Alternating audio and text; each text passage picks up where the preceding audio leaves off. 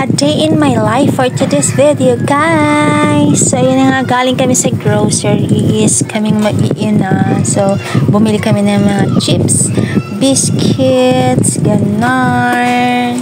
So, ayan na nga siya ang taga-butas. Kasi nga, ako naman ang maglalagay dun sa organizer para sa mga chips. So, may mga pasayaw-sayaw pa. Siyempre, may nagpatugtog kasi sa kapitbahay. So, hindi mo maiwasang hindi mapasayaw. So, ayan na nga, guys. Tapos na-arrange ka na. So, ayan na. Diba? Ang linis tingnan, guys. Maganda talaga pag naka-arrange yung mga chips. At ayan naman sa labas. Makikita mo sa labas, guys. So, ayan, diba? Ang ganda pag naka-arrange yung mga chips. Magkano po?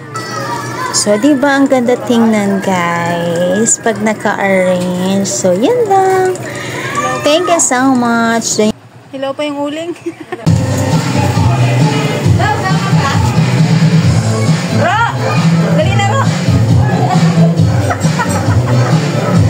Sama ka daw maninil.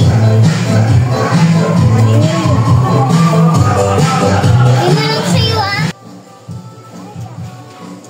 Ano nga bisa dyan? Yung tayo kakain mo maya? Wow.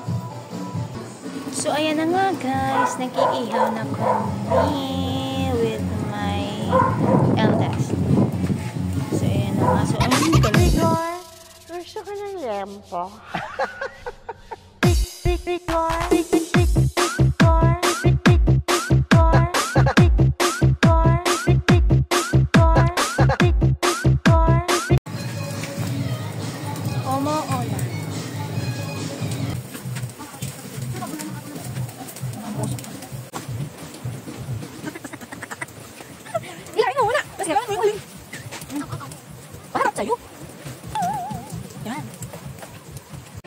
So, yun na, guys. Kumakain na kami. Kasi nga, past 12 na, late na. Gutom na talaga ako niya.